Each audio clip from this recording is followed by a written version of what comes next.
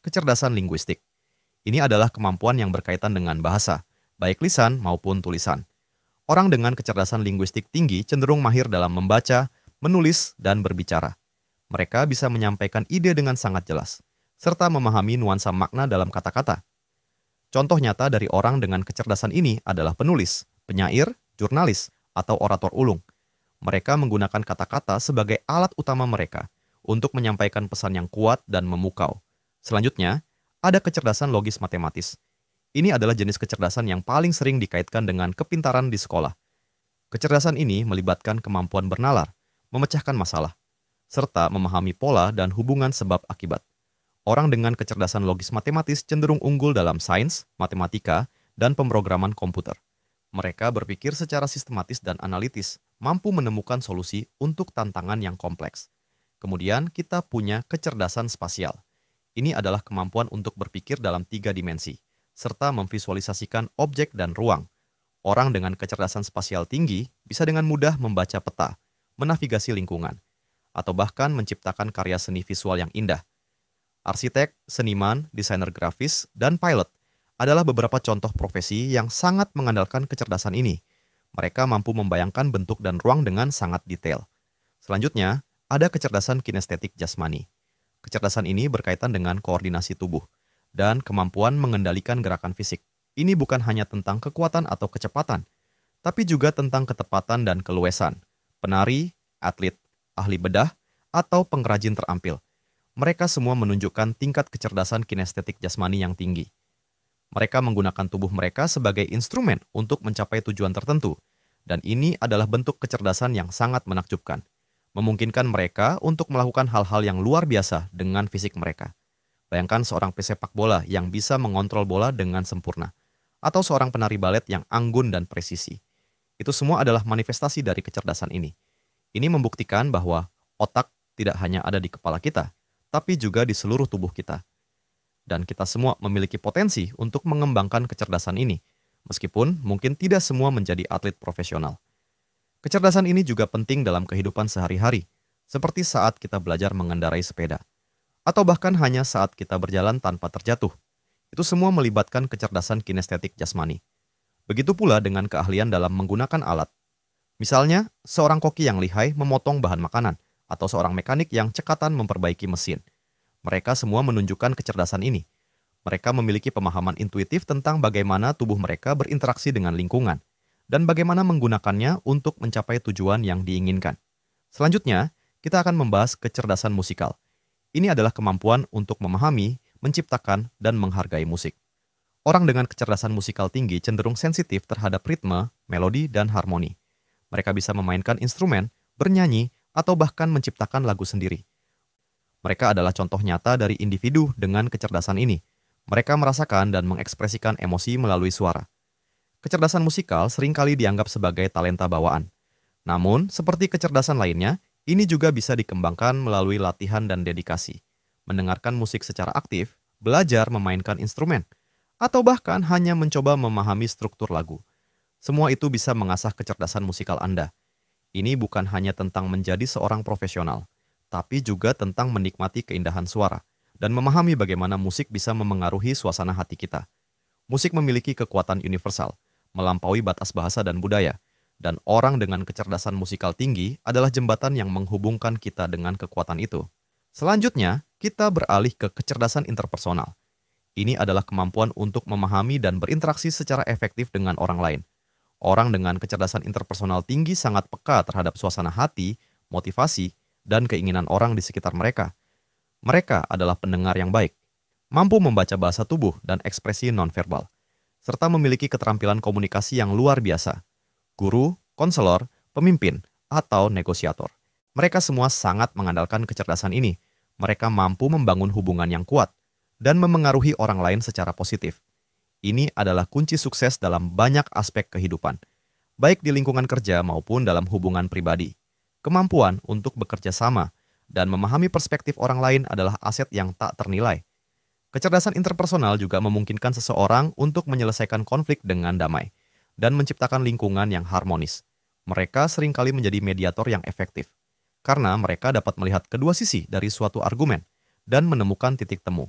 Ini bukan hanya tentang menjadi ramah atau populer, tapi tentang pemahaman mendalam tentang dinamika sosial dan bagaimana kita bisa berinteraksi dengan orang lain secara konstruktif. Mereka tahu bagaimana memotivasi tim atau bagaimana memberikan dukungan kepada teman yang sedang kesulitan. Selanjutnya, ada kecerdasan intrapersonal. Berbeda dengan interpersonal, kecerdasan ini berfokus pada diri sendiri. Ini adalah kemampuan untuk memahami diri sendiri secara mendalam, mengenal emosi, kekuatan, kelemahan, dan tujuan hidup. Orang dengan kecerdasan intrapersonal tinggi cenderung reflektif. Mereka seringkali memiliki kesadaran diri yang kuat dan mampu mengelola emosi mereka dengan baik. Filsuf, psikolog, atau individu yang sangat mandiri. Mereka sering menunjukkan kecerdasan ini. Mereka tahu apa yang mereka inginkan dari hidup dan bagaimana cara mencapainya. Kecerdasan intrapersonal adalah dasar untuk pertumbuhan pribadi, memungkinkan kita untuk belajar dari pengalaman dan terus mengembangkan diri. Ini juga penting untuk kesehatan mental dan kesejahteraan emosional. Dengan memahami diri sendiri, kita bisa membuat keputusan yang lebih baik dan menjalani hidup yang lebih bermakna.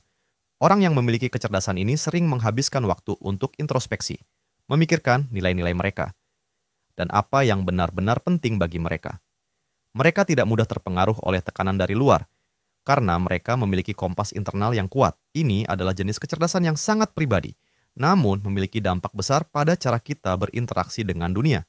Tanpa pemahaman diri, sulit untuk memahami orang lain, atau membuat kontribusi yang berarti. Ini adalah fondasi dari kebijaksanaan dan kemampuan untuk menjalani hidup dengan tujuan. Orang yang menguasai kecerdasan intrapersonal seringkali mampu menghadapi tantangan hidup dengan ketenangan karena mereka tahu siapa mereka dan apa yang mereka perjuangkan.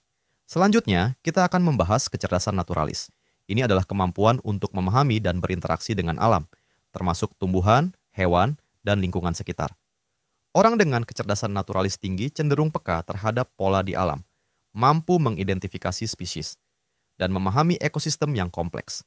Ahli biologi, pecinta alam, petani, atau ahli lingkungan. Mereka adalah contoh nyata dari individu dengan kecerdasan ini. Mereka memiliki koneksi yang kuat dengan dunia alami dan seringkali merasa nyaman saat berada di luar ruangan. Kecerdasan naturalis ini sangat penting di era modern, di mana isu-isu lingkungan semakin mendesak, memahami bagaimana alam bekerja, dan bagaimana kita bisa hidup berdampingan dengannya, adalah keterampilan yang sangat berharga. Ini bukan hanya tentang mengetahui nama-nama tumbuhan dan hewan, tapi tentang memahami keterkaitan antara semua makhluk hidup dan bagaimana tindakan kita memengaruhi keseimbangan ekosistem.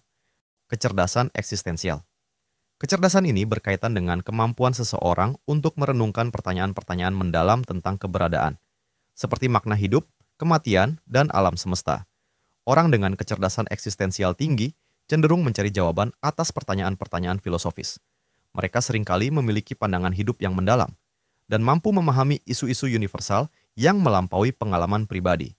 Filsuf, teolog, atau siapapun yang terus-menerus mencari makna dalam hidup. Mereka menunjukkan jenis kecerdasan ini.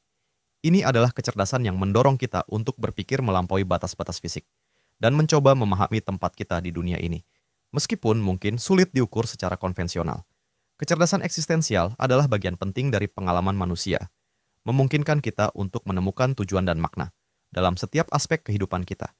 Mereka sering bertanya, mengapa dan untuk apa di balik setiap peristiwa, dan tidak puas dengan jawaban yang dangkal. Ini adalah kecerdasan yang memicu pencarian spiritual dan filosofis, yang telah membentuk peradaban manusia sepanjang sejarah. Kecerdasan moral. Banyak yang berpendapat bahwa kemampuan untuk membedakan yang benar dan salah, serta bertindak secara etis, adalah bentuk kecerdasan yang penting. Ini melibatkan pemahaman tentang prinsip-prinsip moral, empati terhadap orang lain, dan kemampuan untuk membuat keputusan yang bertanggung jawab. Kecerdasan moral adalah fondasi masyarakat yang adil dan harmonis. Tanpa itu, kecerdasan lain bisa disalahgunakan dan menyebabkan kerusakan. Mengembangkan kecerdasan moral berarti menumbuhkan rasa keadilan, integritas, dan kasih sayang. Ini adalah kecerdasan yang memungkinkan kita untuk hidup sebagai warga dunia yang baik dan berkontribusi pada kebaikan bersama. Ini bukan hanya tentang mengikuti aturan, tetapi tentang memahami mengapa aturan itu ada dan bagaimana prinsip-prinsip moral dapat membimbing tindakan kita. Orang dengan kecerdasan moral yang tinggi seringkali menjadi teladan bagi orang lain dan mampu menginspirasi perubahan positif di sekitar mereka. Mereka memiliki kompas moral yang kuat yang memandu mereka dalam membuat pilihan yang sulit dan mereka tidak takut untuk membela apa yang benar. bahkan jika itu tidak populer. Kecerdasan ini sangat penting dalam kepemimpinan, karena seorang pemimpin harus mampu membuat keputusan yang etis dan bertanggung jawab kepada banyak orang,